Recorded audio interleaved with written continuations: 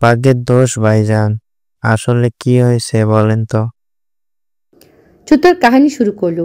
নীলাদ্রি লিখছে, মাঝে মাঝে চোরকে মজা খাওয়াচ্ছে। চোরের সাথে এর পূর্বে তার দেখা হয়নি, তার সাক্ষাৎকার নেবার সুযোগ হয়নি। এই সুযোগ এখন হাতছাড়া করতে চাচ্ছে না। এর মাঝে পিউ এসে দাঁড়ালো, গম্ভীর কণ্ঠে বলল, নীলাদ্রি ভাই, রান্না শেষ, আন্টি খেতে ডাকে। বলে পিউ জুতো ধরলে খপ করে তার হাত ধরল নীলাদ্রি। পিউ তার হাত ছাড়ানোর চেষ্টা করলো, বলল, হাত ছাড়ুন নীলাদ্রি ভাই। পিউর কথায় উত্তরস্বরূপে নীলাদ্রি বলল, আমি খাজুরে আলাপের জন্য হাত ধরিনি, অতি গুরুত্বপূর্ণ ঘোষণা দিতে হাত ধরেছি। আগামী পরশু বিকেলে বাসায় থাকবা, সুন্দর একটা শাড়ি পরবা, পারলে নীল রঙের শাড়ি পরবা, হালকা সাজবা, শুধু কাজল আর লিপ জেল হলেই ভালো। টিপ দিবা না, আমার অপছন্দ। আপনার পছন্দ মতো কেন সাজবো? কারণ আমি তোমাকে দেখতে আসবো। নীলাদ্রির কথা শোনার পর পিউর মাঝে খুব একটা ভাবন্ত হলো কিনা বোঝা গেল না। তার নির্লিপ্ত চাহনি আগের মতোই হইল। নীলাদ্রি ভেবেছিল এমন কিছু বললে হয়তো মেয়েটি লজ্জা পাবে। যদিও পিউ খুব একটা লজ্জাবতী লতা নয়, তবু উপন্যাসে পাতা ঘাটলে অহরহ প্রমাণ পাওয়া যায় নারী এমন ধরনের বাক্যে লজ্জা গলে যায়।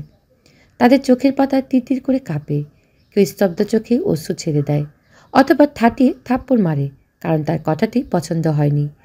পিউর মাঝে তিনটি লক্ষণে একটু লক্ষণ করা গেল না, ফলে এই প্রথম ভয়ে দেখা গেল নীলাদ্রির অক্ষি কোটরে। পিউ স্বাভাবিক, খুব একটা ঠান্ডা সরে শুধালো, আমি কি চিড়িয়াখানার জন্তু যে আপনি ঘটা করে দেখতে আসবেন?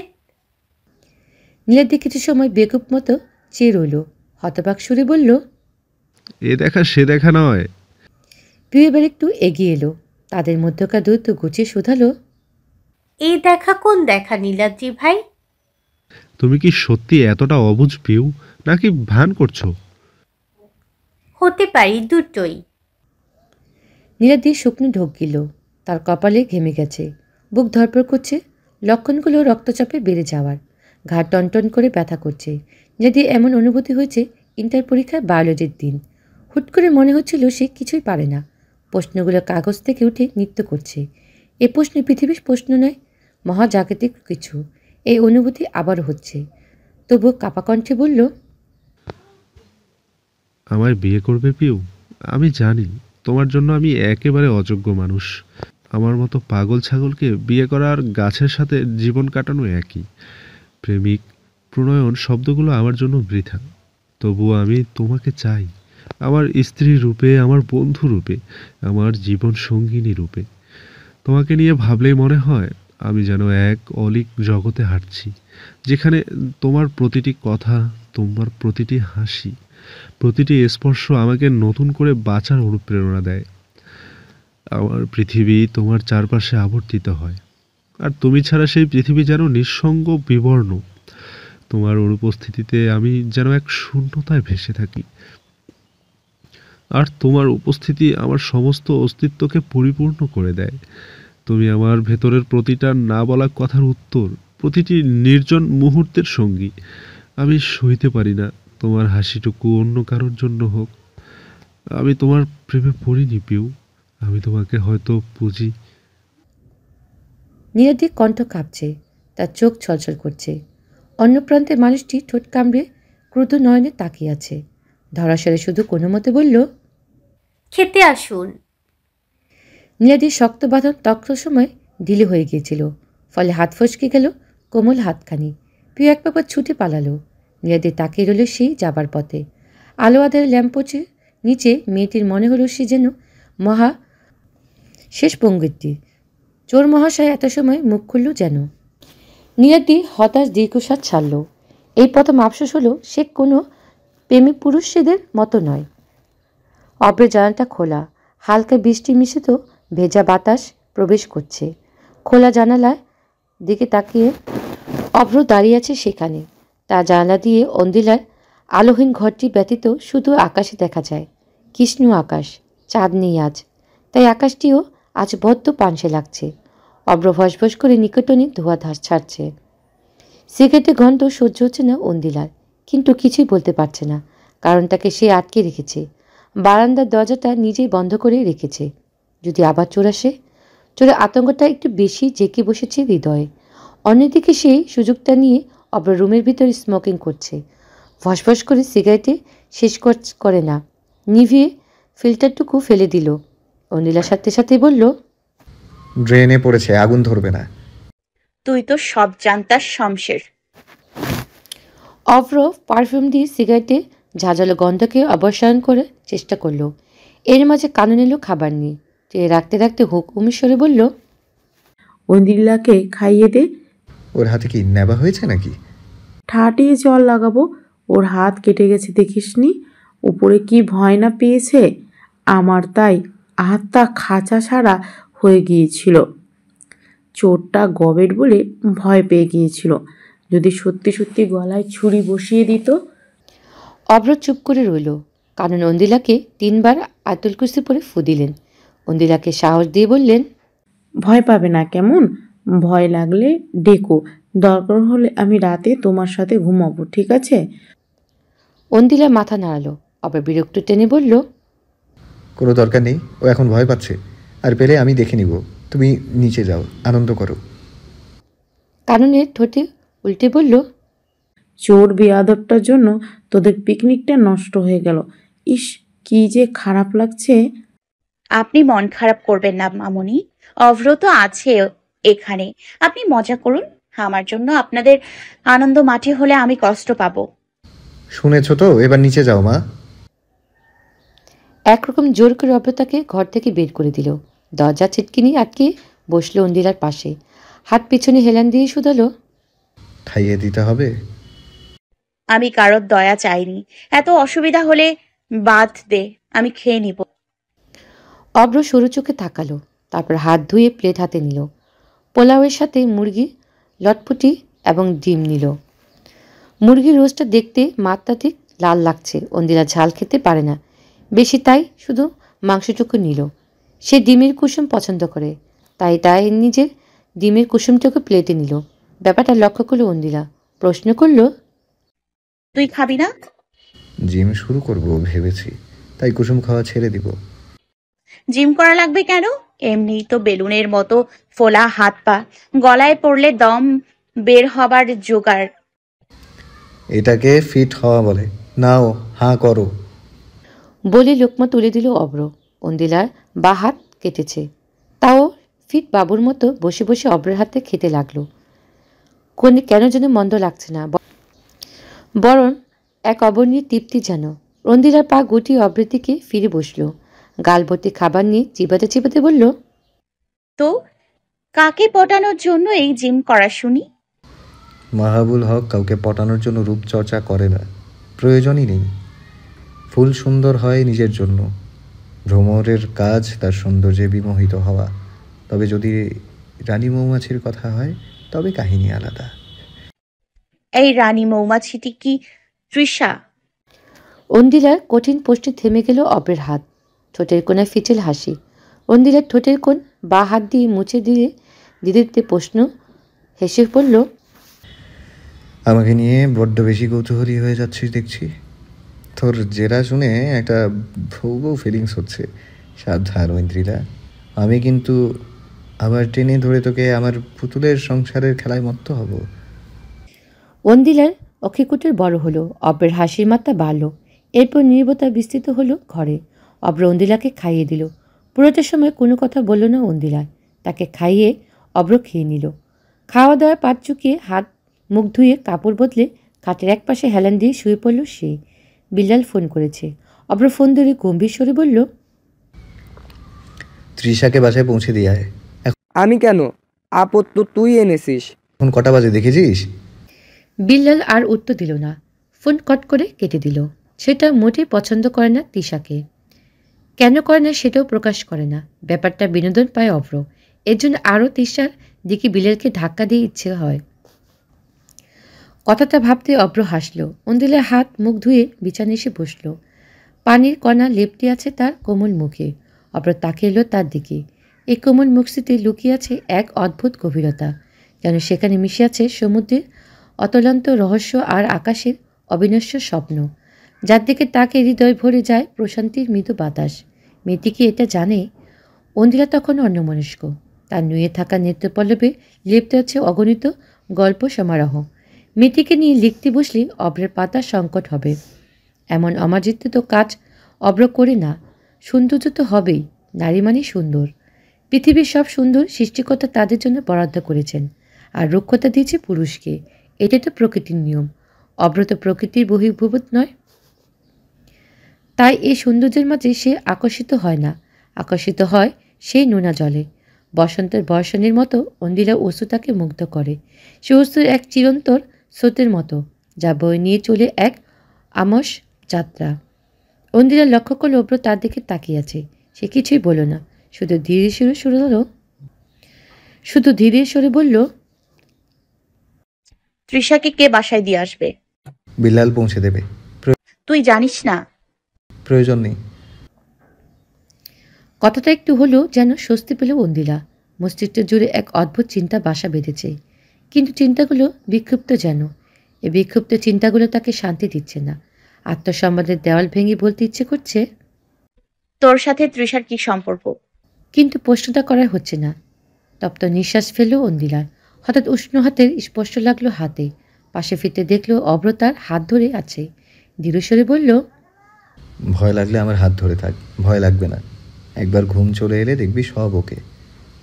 কথাটা কিছু একটা ছিল, বিশ্বাস, ভরসা, জানা নেই, তবে ভয় লাগছে না অন্দিলার। চোখ বুঝতে ঘুম নেমে এলো চোখের পাতায়, যেন কত বছর ক্লান্তি। আমি তোর থেকে মুক্তি চাই অন্দিলা। বলে একটা কাগজ এঁকে দিল অব্র। অন্দিলার খাদি কাগজটির দিকে তাকিয়ে আছে। অবাক স্বরে বলল, কিন্তু বিয়েটা তোর জেদে হয়েছে। আমি ভেবেছিলাম তোর সাথে অ্যাডজাস্ট করে নেব, কিন্তু মিথ্যে সম্পর্ক টানা যায় না।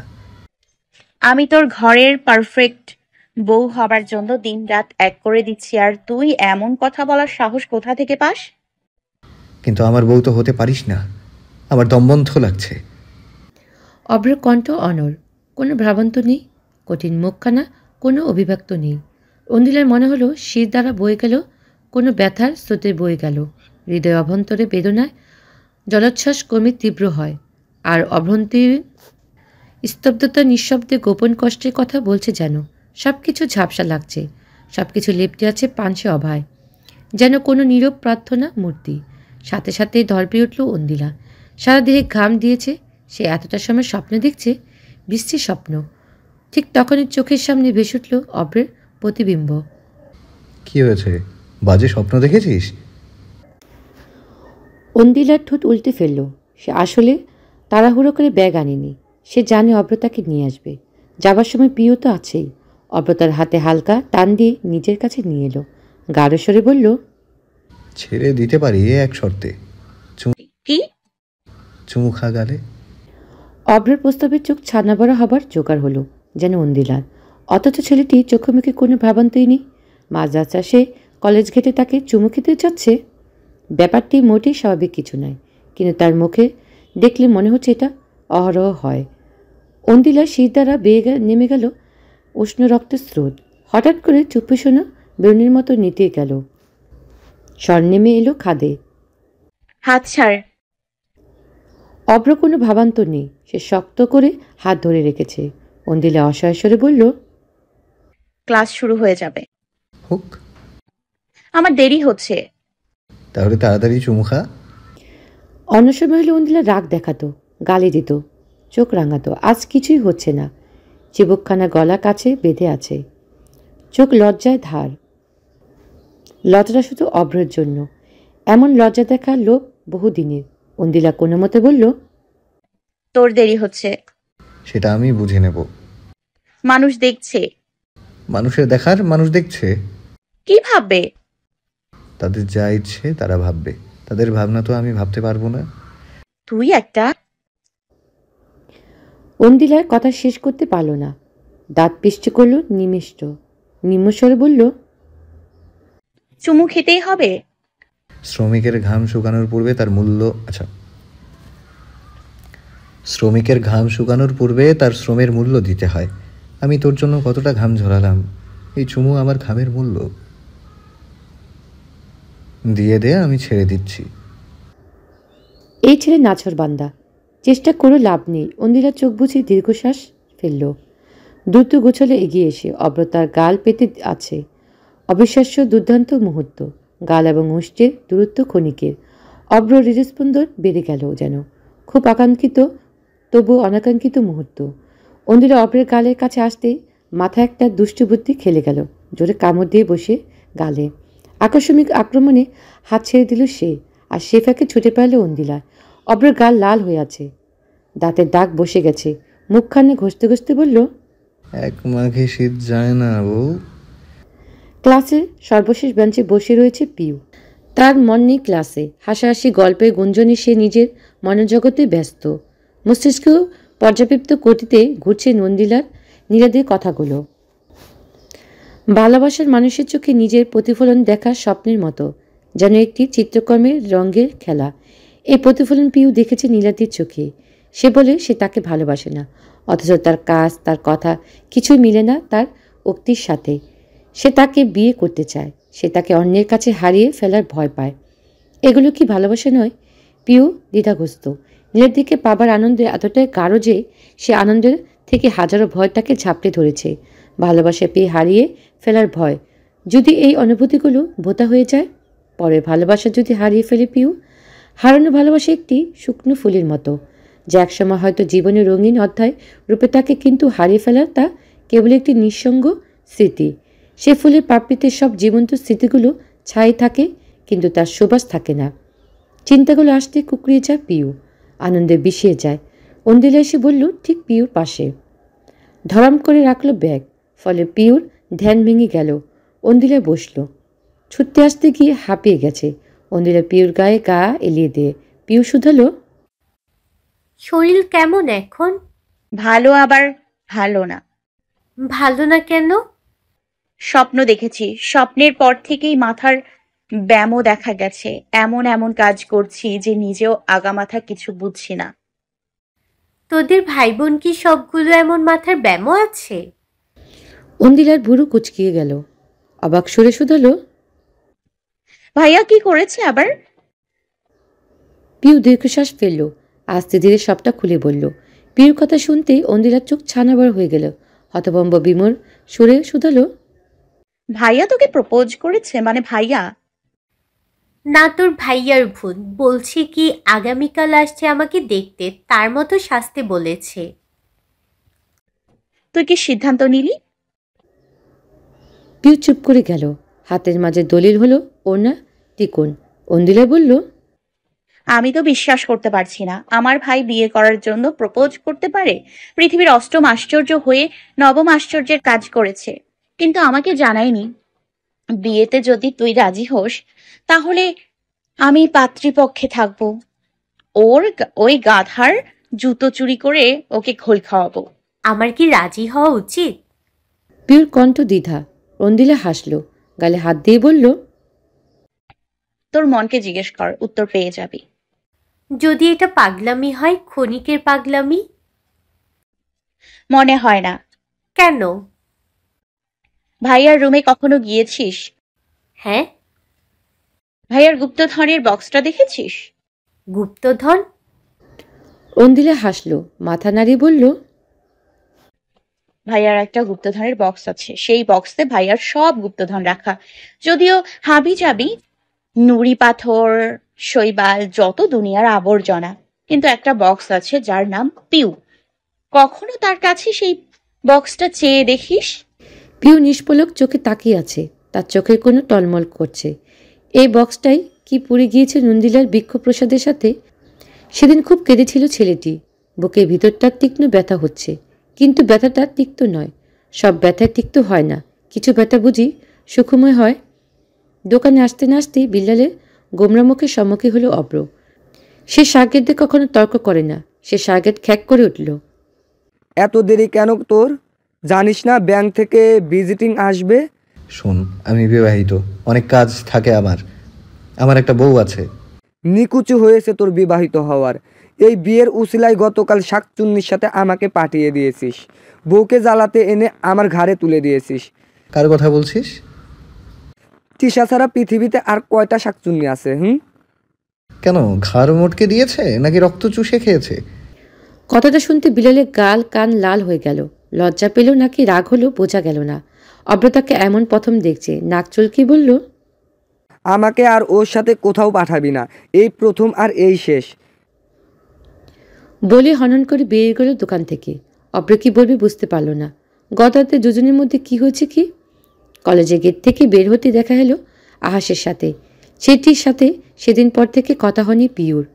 উজ্জ্বল প্রাণবস্ত ছেলেটি ধুম করে গুমড়ে গেছে। অঞ্জিলা তাকে দেখে পিউকে বলল, আমাকে 30 টাকা দে। কোথায় যাচ্ছিস? যাচ্ছি এক শয়তানের মাথা ভাঙতে। আর আমি? ছোট্ট দেবদাসকে সামাল দাও। দহনে জ্বলছে ছেলেটা। পিউ দীর্ঘশ্বাস ফেলল। আহাসের সেদিনের কথাগুলো উত্তর দেওয়া হয়নি তার। আহাসের একটা প্রপার উত্তর প্রাপ্য। তাই এখন এড়িয়ে গিয়ে কাপড়ের সাথে দেখাবে না পিউ। আহাসের সামনে যেতেই সে মিষ্টি করে হাসল, শুধালো, ভালো আছো পিউ আপু? হ্যাঁ। আজ তোমার সময় হবে? অন্দিলা যখন দোকানে পৌঁছল তখন অভ্র ভীষণ ব্যস্ত। দোকানের ব্যাংক থেকে 3-4 জনের টিম এসেছে। তাদের আপ্যায়নে ব্যস্ত সে। বাইরে ঘরে বসে আছে বিল্লাল। অন্দিলাকে দেখে সে বলল, এ কি ভাবি আপু, তুমি এইখানে? দরকার কিছু? না, তোমার গরুর কাছে এসেছিলাম। ও কি ব্যস্ত? হ্যাঁ, ব্যাংকের লোকেরা এসেছে তো তাই। আমি ভেতরে যেতে পারবো না। বিল্লাল একটু চিন্তায় পড়ল। অভ্রকে বোঝা যায় না, সে হুট করে চটে যাওয়া ব্যক্তি। তাই সে বাহির থেকে অভ্রের ফোন করল। অভ্র ফোন রিসিভ করতে বিল্লাল ফিসফিস করে বলল, ভাবি আপু এসেছে, কি করব? অভ্র কিছু সময় চুপ করে থেকে বলল, ভেতরে আসতে বল। না সমস্যা নেই তো। না। ফোন কেটে দিল। বিল্লাল অন্দিলাকে বলল, তুমি ভেতরে যাও। ভেতরে যেতে দেখলো ব্যাংকের সবাই বসে রয়েছে। সে প্রবেশ করতে সবার দৃষ্টি তার দিকে ফিরল। অভ্র হেসে বলল, আমার স্ত্রী ঐন্দ্রিলা। ব্যাংকের ম্যানেজার অবাক স্বরে বলল, কি বলেন, আপনি বিবাহিত? জি স্যার। ইস, কই ভাবলাম আমার বোনের জন্য একটা চান্স নিব। বলে হাসি রোল পড়ল। অন্দিলা বেশ অপ্রস্তুত হলো। অভ্র একটা চেয়ার টেনে তাকে বসাতে বলল। অন্দিলা সবাইকে সালাম দিল। তারপর চেয়ারটি নিয়ে ঠিক তিশার এবং অভ্রের মাঝখানে ফাঁকা জায়গায় বসল। ম্যানেজার সাহেব বেশ খেতে পছন্দ করেন। তিনি মিষ্টির পর মিষ্টি খাচ্ছেন। সে মোটামুটি বেশ প্রসন্ন অভ্রের ওপর। তার খাতাপত্র, তার ট্রানজ্যাকশন সবই বেশ আশানুরূপ। তিনি উঠে দাঁড়ালেন। অভ্রের সাথে হাত মেলাতে মেলাতে বললেন, আসলে আমি ইমপ্রেশন, ইয়াং জেনারেশন এবং এনথুসিয়াম আমার ভালো লাগে। আশা করি ভালো কিছু হবে। তারা বেরিয়ে গেলেন। অভ্র তাদের বিদায় দিল। রয়ে গেল তিশা। সে অনেকক্ষণ যাবৎ অভ্রের সাথে কথা বলল। পুরোটার সময় অঞ্জলা তীক্ষ্ণ দৃষ্টিতে তাকিয়ে আছে তিশার দিকে। চোখ দিয়ে কাউকে ভস্ম করে দেবার উপায় থাকলে হয়তো সেই চোখ দিয়ে তিশাকে ভস্ম করে দিত। তিশা সেই দৃষ্টিতে অপেক্ষা করে বলল, কোনো নিউজ আসলেই আমরা নক দিচ্ছি। অভ্র হাসি মুখে মাথা নাড়ালো। তিশা চলে যেতে সে অঞ্জলার দিকে তাকায় না, বলল, চোখ দিয়ে খুন করা বন্ধ কর। অভ্রের কথা চমকে উঠল অঞ্জিলা। তড়িঘড়ি করে বলল, আমি কখন চোখ দিয়ে খুন করলাম? আমি কিছু করিনি। অভ্র চোখ ছোট ছোট করে চাইল। ফিচল হেসে বলল, আচ্ছা, আমার খিদে পেয়েছে, চল খেতে যাব। যা, আমি কি মানা করেছি? তুই নিয়ে যাবি, আমার কাছে টাকা নেই। এতে আমার কি লাভ? সকালের ঘটনা কিন্তু বলিনি। চুমুটা এখনো বাকির খাতায় জমা আছে। কথাটা শুনতে অঞ্জিলা চুপসে গেল।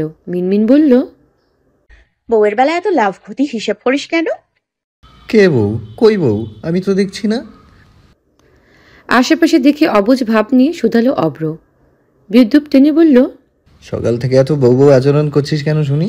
অভ্রের প্রশ্ন সকাল থেকে জমানো ক্ষোভ, রাগ, ইসনার সব যেন মুহূর্তের মাথায় উঠে গেল অন্দিলার। অভ্রের সাথে কলার ধরে বলল, বিয়ে যখন করেছিস বউ বউ আচরণ তো করবই। পৃথিবী উল্টে গেলেও আমি তোর বউ থাকবো। সেটা তুই কেন তোর 14 গোষ্ঠীও বদলাতে পারবে না। অন্দিলার শরীর কাঁপছে। তার দৃষ্টি অভ্রের আবদ্ধ। অভ্র নিঃশব্দে হাসছে। মাথাটা নিয়ে টুপ করে অন্দিলার ঠোঁটে একটা চুমু এঁকে বলল, যেহেতু তুই বউয়ের মতো আচরণ করছিস, আমিও তাহলে বড় বড় আচরণ করি, কেমন? অভ্রের কথাতে এত অদ্ভুত শিহরণ জাগলো মনে অন্দিলার। রাগ হলো না, ক্ষোভ হলো না, বিরক্ত আসলো না, বরং লজ্জায় মাথা নুয়ে ফেলল। চিবুক থেকে গেল গলার কাছে। অভ্র তার মুখখানা হাতের আদলে নিল, তুলে ধরল নতমস্তক, চোখ রাঙালো লাজুক নজরে, কোমল গালে বিচরণ রুক্ষ আঙ্গুলের।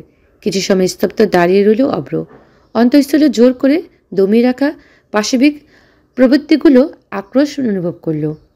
তার স্পর্শে মোমের মতো গলে গেল অন্দিলায়। এমনটাই তো কামনা ইচ্ছে ছিল অভ্রের।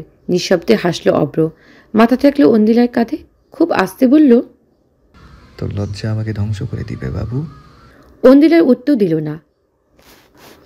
অভ্র তাকে নিজের বাহুডোরে আবদ্ধ করে রয়েছে, নাক ঠেকে রেখেছে তার গলদেশে। তার উত্তপ্ত নিঃশ্বাস চিরে যাচ্ছে অন্দিলার কোমল চামর। সপ্ত গুঠান বাহুডোরে অলিঙ্গনে উষ্ণতার গলছে কঠিন হৃদয়। এই মানুষটাকে ছাড়ার পাত্র নয়, বরং অদ্ভুত নিশাতুরে চোখে সে তাকিয়ে আছে অন্দিলার দিকে। বুক কাঁপছে অন্দিলার। এ বাঁধন থেকে ছাড়া পাবার একমাত্র উপায় অভ্রের মুন্ডুর মুড়িঘণ্ট বানানো। ফলে অন্দিলা মিনমিন করে বলল, খিদে পেয়েছে। সাথে সাথে মুখ তুলল অভ্র, চোখ ছোট করে বলল, বর রোমান্স করছে আর তোর খিদে পেয়েছে? রোমান্সে কি পেট ভরে? অভ্র ফিচেল হাসল, কানের কাছে মুখ নিয়ে ফিসফিস করে বলল, ভোরে ট্রাই করবি? যদি সময় লাগবে এই ধর 8-9 মাস। কথাটা শুনতে কান গরম হয়ে গেল অন্দিলার। ঘুষি মেরে বসল সুঠাম পেশিতে, কপিত স্বরে বলল, অসভ্য। লাইসেন্স আছে। ছাড় আমাকে। অভ্র ছেড়ে দিল বিনা বাক্যে। বাইকের চাবিটা পকেটে পরে বলল, এই ছাড় কিন্তু সীমিত সময়ের জন্য। আমি লুজ ক্যারেক্টারদের সাথে কথা বলি না। অপবাদ দিবি না ঐন্দ্রিলা, আমি অনেক ভালো ছেলে। দেখেছি গত রাতে। কি দেখেছেন? ওই যে তৃষার সাথে। বলতে যেতেও থেমে গেল অন্দিলা, মুখখানা শক্ত হয়ে গেল, নাক ঠোক ফুলে আছে রাগে। অভ্র তার কোমরখানা জড়িয়ে ধরল, কপালে উষ্ণ ঠোঁট ছুঁয়ে বলল, যদি আমার কিছু করার ইচ্ছে থাকতো আমি দেখিয়ে করতাম না। আমার মন দেহ সব ভার্জিন, তোর কসম। ছি, নোংরা কি ভাষা! মানুষ শুনলে কি বলবে? বলবে বেচারা বিবাহিত হয়েও কপালে আদর জুটলো না বউয়ের আদরের অভাবে।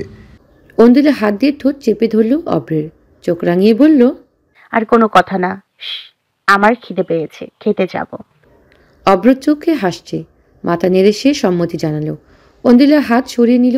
অভ্র শেষ চোখ সুযোগে টুপ করে আবার চুমু খেলো অন্দিলার গালে। অন্দিলা হাল ছেড়ে দিল। এই ছেলেটার সাথে সে কখনই পারবে না।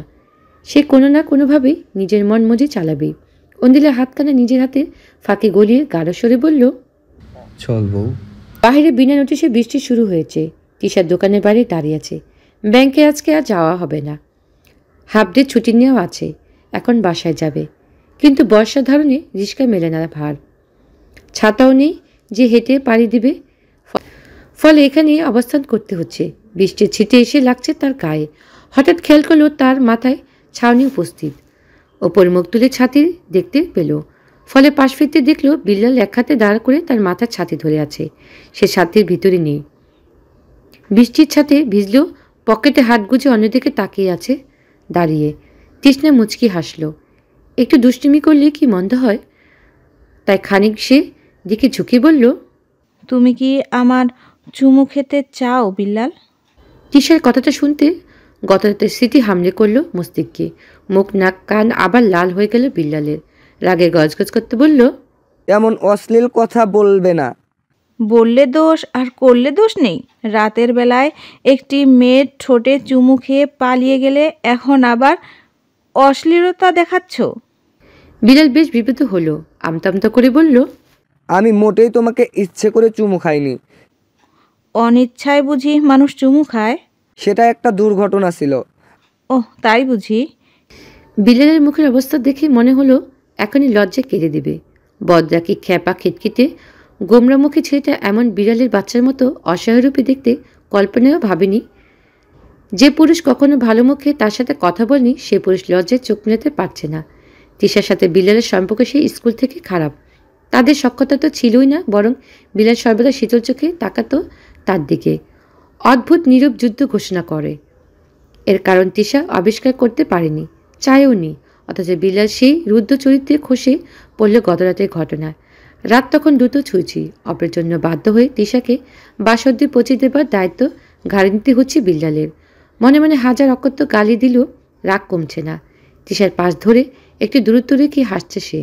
তিশাও কিঞ্চিত বিরক্ত, দম বন্ধ লাগছে। বিড়ালের নীরব যুদ্ধ এখনো থামেনি।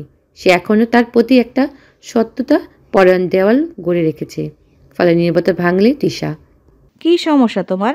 আমি তোমার কোনো পাকা ধানে মই দিয়েছি বিল্লাল? তিশার অকপট পোস্টে থতমত খেয়ে গেল বিল্লাল। সাথে সাথে প্রতিবাদ করে উঠল, আমরা কি সমস্যা হবে? তাহলে এমন ভাব করছো কেন যেন আমি তোমার কিডনি খুলে নিয়েছি? আমাকে তুমি ঘৃণা করো কেন এত? আমি কখন তোমাকে ঘৃণা করলাম? ঘৃণা করো না? বিল্লাল কান চুলকাতে চুলকাতে বলল, কই না তো। আমার চোখের দিকে তাকিয়ে কথা বলো। ধমকেটল তিশা। বিল্লাল হতভম্বের মতো চাইল। হুট করে অব্রের উপর এত সময় রাগটা বেড়ে তিশার উপর বসিত হলো। ক্ষিপ্তেশ্বরে বলল, তোমাকে এজন্যই আমি অপছন্দ করি। কিসের এত ভাব তোমার? হ্যাঁ, মনে হয় মিস ইউনিভার্স হয়ে বসে আছো, দেখতে আলোর শোকলার মতো। বিল্লালের কথা চোখ মুখ রক্তিম হয়ে গেল তিশার। আলো ছলকা বলে জীবনের কেউ তাকে অপমান করেনি। এর মধ্যে একটা বাইক পাশ দিয়ে যাচ্ছিল তিশার। তার ব্যাগের দিকে হাত বাড়াতেই বিল্লাল তিশার হাত ধরে হ্যাঁচকা টান দিল। টানে তার সামনে নাপের হুমড়ি খেয়ে পড়ল সে বিল্লালের উপর। ব্যালেন্স হারিয়ে দুজন পড়ে গেল ফুটপাতের উপর। সতর্কতা ছুঁয়ে গেল দুজনের ঠোঁট। এর মধ্যে বাড়ির শব্দ, সাইরেন বাজছে শুরু হলো। চোরের দল বাইক ছুটল ফুল বেগে। ঘটনা আকস্মিক দুজন বিমূঢ় হয়ে গেল। বিল্লাল কোনো মতে টেনে তুলল তিশাকে। কান লাল হয়ে আছে তার। নারীর অধর ছোঁয়া এত নরম জানা ছিল না তার। তুতলেই বলল, আমি আসি, তোমরা বাসায় চলে এসেছো। তিশার উত্তর দিতে পারল না, থমকে দাঁড়িয়েছিল শুধু। আজ দোকানে আসার সময় হাজারো চিন্তা ছিল তার, কিন্তু বিল্লালের এমন খোঁচাতে পারবে ভাবেনি। তিশা বিব্রত টেনে বলল, পুরুষ এমনই হয়, তাদের মন মর্জি উসুল হয়ে গেলেই সব দুর্ঘটনা বলে চালিয়ে দেয়। চুমু খাওয়ার বেলায় 16 আনা, কিন্তু দায়িত্বর বেলায় নেই। আমি কি বলেছি আমি দায়িত্ব নিব না? তুমি চাইলে আমি দায়িত্ব নিতে রাজি। তিশা থমকে গেল, স্তব্ধ চেয়ে রইল। বিল্লাল এমন দৃঢ় কথা শুনবে অভাবনীয় ছিল। বিল্লালের চোখে মুখে দেখে মনে হচ্ছে না সে মজা করছে। বৃষ্টি থেমে গেছে। অব্র এবং অন্দিলা বেরিয়ে আসলো। অব্র তিশাকে দেখে বলল, তুই যাসনি? তিশা কিছু বলল না, সোজা একটা রিস্কা ডেকে উঠে বলল। অন্দিলা এবং অব্র হতবাক চেয়ে থাকলো। দুজন তাকালো বিল্লালের দিকে। বিল্লালের চোখ মুখের দশা সুবিধা নয়। কিছু জিজ্ঞেস করার সুযোগই পেল না। বিল্লাল হনহন করে হাঁটা দিল। একটি পার্কের পাশাপাশি বসে রয়েছে আহাস এবং পিও। শরতের মেঘেদের কোনো ঠিকানা নেই। এই মুখভার তো এই খিলখিল করে হাসছে। এই তো একটু আগে ঝুম বৃষ্টি হলো, মাটির ভেজা গন্ধ নাকে আসছে। অথচ এখন সাদা তুলের মতো মেঘরাশি দল বেঁধে ঘুরে বেড়াচ্ছে। কি অদ্ভুত তাই না? এমন আকাশের দিকে তাকালে কবিতা লেখার ইচ্ছে হয়। আহাসের মনে হয় সেও হয়তো কোনো খাদি কাগজে বনলতাকে দিয়ে কবিতা লিখে ফেলতো। তার বনলতা তার পিউ। একবার পাশে তাকালো সে। পিউ বসে রয়েছে হাজার দ্বিধা জড়তা নিয়ে। হয়তো কথা গোছাচ্ছে। এই মেয়েটি কাউকে আঘাত করতে পারে না, স্বার্থপর হতে পারে না। তাই খুব সতর্কতার সাথে কথা সাজিয়ে যেন কেউ কষ্ট না পায়। আজ খুব ভালো করে জানে সেটা। আচ্ছা, সে যদি একটু স্বার্থপর হয় তাহলে পিউ কী করবে? যদি জেদ দেখিয়ে বসে, তুমি আমার হবে, পিউ কী করবে? মনে মনে হাসে আহাস। না, সে এরকম কিরূপ পিউকে দেখতে পারবে না। মেয়েটি আঘাত পাবে। ভালোবাসা তো আঘাত দেয় না। ভালোবাসা শুধু আনন্দের কেন হতে হবে? কিছু ভালোবাসা তো নীল বেদনা হয়। তাই তো সে সঙ্গোপনে বলে, তুমি আমার জীবনের সেই অজানা কবিতা, যার প্রতিটি শব্দে লুকিয়ে আছে এক অলৌট বেদনা। পিউ তার কথাটা সাজিয়ে ফেলেছে। সন্তপনে সে বলল, আহাস, আমি তোমার বিয়ে কবে পিউ আপু? পিউ চমকালো, একটু সামলিয়ে বলল, ঠিক হয়নি। আমি তোমার বিয়েতে থাকতে পারছি না, ক্ষমা করে দিও। কেন? প্রেমের প্রথম নিয়ম প্রমাণের বিয়েতে ঘুমের ওষুধ খেয়ে ঘুমাতে হয়, উঠতে হয় বিয়ে শেষে, যেন তাজা জখম না লাগে। পিউ কথা হারিয়ে ফেলল। তৃতীয় একটা অনুভূতি বুকের ভিতর চেয়ে গেল। আশ পা দুলিয়ে বলল, আমি আজ তোমাকে এখানে কেন এনেছি জানো? কেন? তোমার সাথে শেষবারের মতো সময়টা কাটাতে পিউ আপু। তোমার প্রতি আমার প্রেমটা যে সমুদ্রের ঢেউয়ের মতো, তার জোয়ার আসে যায় কিন্তু তীরে এসে পৌঁছানোর আগেই মিলিয়ে যায়। অসীমের কোলে আমি তোমার থেকে আমি কোনো কৈফিয়ত চাই না, না তোমাকে অপরাধী করতে চাই। ভালোবাসা তো জোর করে হয় না। আমি তোমাকে ভালোবেসেছি, সেটা আমার নিজস্ব ইচ্ছে। আমি তোমাকে চাপিয়ে দিয়ে পারবো না। আবার আমি এটাও চাই না তুমি আমাকে সান্ত্বনা দাও বা তোমাকে ভুলে যেতে বলো।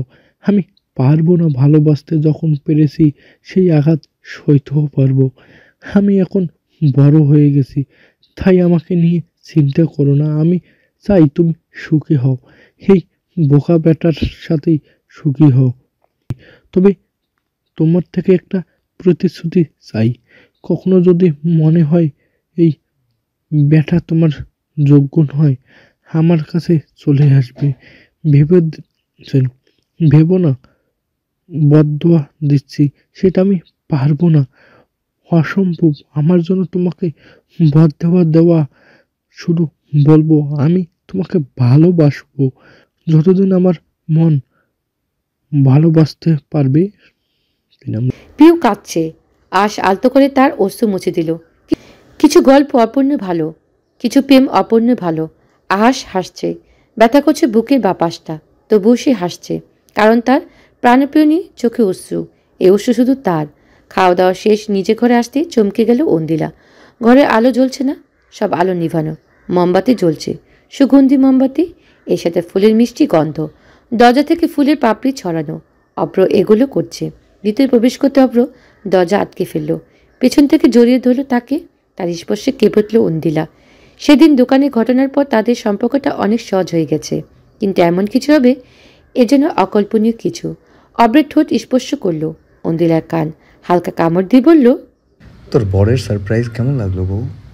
এগুলো কখন করেছিস? যখন তুই আম্মার ঘরে ছিলি। আমি কিন্তু কথা রেখেছি, আমি তখনই তোর কাছে এসেছি যখন তুই চেয়েছিস। এবার কি তোর মনুশহরের নিমন্ত্রণ পেতে পারি? অন্দিলা হৃদয় স্পন্দন হচ্ছে বারে বারে। আধা আধা আলোতে একরাশ লজ্জায় ভিড়ে তাকালো সে অভ্রের গাঢ় নয়নে। দুজনের চোখে নিজেদের নতুন রূপ আবিষ্কার হলো যেন তারা। মমের হলদেতে আলোয় অভ্রকে স্বপ্নের পুরুষের মতো ঠেকলো অন্দিলার কাছে। হৃদয় থমকে গেল। মনে হলো একটু আশ্রয় দিলে কি খুব ক্ষতি হবে? থমকে যাওয়া সম্পর্কটাকে সুযোগ দিলে খুব ক্ষতি হবে? ভাঙা মন নিয়ে আর একবার ভালোবাসলে কি খুব ক্ষতি হবে? মস্তিষ্ক উত্তর দেবার সুযোগ পেল না। পুরুষ তাকে কোলে তুলে নিল। অবাধ চাহিদা আর নেশার বুধ হওয়া চোখে তার দিকে চেয়ে রয়েছে সে। অভ্র উষ্ণ হাতে স্পর্শ করল অন্দিলার হৃদয়। অভ্র পুরুষের কানে ঠোঁট মিশিয়ে বলল, কথা দিচ্ছি ব্যথা দিব না। অভদ্র পুরুষের কথা লজ্জায় ভার বাড়ল। মুখখানা লুকিয়ে নিল বলিষ্ঠ বুকে। চোখ তোলার সাহস হল না। অভ্রের মুখে বিশ্বজয় হাসি। বাইরে তখন তাদের লজ্জাহীন বর্ষার। পাতার ওপর উদাসীন কুম্ভরাজ্যের নৃত্য চলছে। বিচ্ছে তৃষ্ণার্ত ধরণী। ঘরের ভিতরে আলো আধারের খেলা। বারান্দায় থাই গ্লাসে পানি রেখে জমা। ভিতরের দেয়ালে লিখিত হচ্ছে প্রেমের উপকথা। অভ্র তার স্ত্রী পেলেব শরীফখানা আলতো করে বিছানাতে শোয়ালো। ভাব এমন যেন খুব ভঙ্গুর, অতি দুর্বল কোনো প্রাণ একটু অবলায় ভেঙে গুড়িয়ে যাবে। অন্দিরা নত মস্তক দুহাতে তুলল সে। খুব সময় নিয়ে দেখল তার হৃদয়রক্ষণী লজ্জায় ভিড়ে তিতির করে কাঁপছে চোখের পাতা। চিকন রক্তিম ঠোঁটজোড়া শিহরণ জাগাচ্ছে অন্তঃস্থলে। মস্তিষ্ক হয়তো সবুরের চাবিকাঠি হারিয়ে ফেলল। মনের অবাধ্য কামনা বোধ হল সংযমী পুরুষ। দখলে নিল চিকন উষ্ঠজোড়া। বাধা দিল না অন্দিলার, বরং তার সাথে সাড়া দিল। মনের দ্বিধাগুলো একপাশে টাইম প্লিজ বলে প্রশ্রয় দিল তার অভ্রর গোয়ার পুরুষকে। অন্দিলার প্রশ্রয়ে আরও অগ্রসর হয়ে উঠল অভ্র। অন্দিলার বুকের ওড়নাটা এক টানে ছুঁড়ে ফেলে দিল মাটিতে। অধৈর্যতাকে মুক্তি দিয়ে একজন তাকালো অন্দিলার কোমল মুখখানায়। তার ছলছল নয়ন দেখে হুট করে ছেদ করে উঠল অভ্রের ভিতরখানা। গভীর স্বরে শুধালো, তুই না চাইলে আমি এগোবো না। অভ্র এমন কথা কাপা স্বরে ক্ষীণ গলায় অন্দিলা শুধালো, তোকে বিশ্বাস করে ঠকে যাব না তো? মমের মৃদু হলকতে আলোর অন্দিলা কান্নারত মুখখানা অভ্রের কাছে অশ্বরী ঠেকালো। চোখের কোণ থেকে গড়িয়ে পড়ল অস্ত্রগুলো যেন মুক্ত দানা। ঠোঁট ছিল সেই নৃত্য পল্লবে। শুষে নিল নোনা জল। গাঢ় স্বরে বলল, আজীবন তো বিশ্বাসের দুয়ারে ঠাঁই পেলাম না, একবার বিশ্বাস করেই দেখ। ঠকে গেলে? অব্রের হাসি বিস্তৃত হলো, ফিসফিসে বলল, আমার গর্দান আর তোর হাত সঁপে দিব না হয়। অন্দিলা চোখে উন্মোচিত হলো নিষ্পাপ হাসি। টাইম প্লিজ বলার চিন্তায় জোয়ারগুলো ভাটায় পরিণত হলো। দুহাতে অব্রের মুখখানা খাতা আগলে ধরল, নিজ হাতে অষ্টদয় রেখা নিজেকে সঁপিয়ে দিল অন্দিলা। অন্দিলা এমন কাজে স্পন্দন বেড়ে গেল অব্রের। নিশাগ্রস্তের মতো নিজেকে অধিদপ্ত জমালো সে।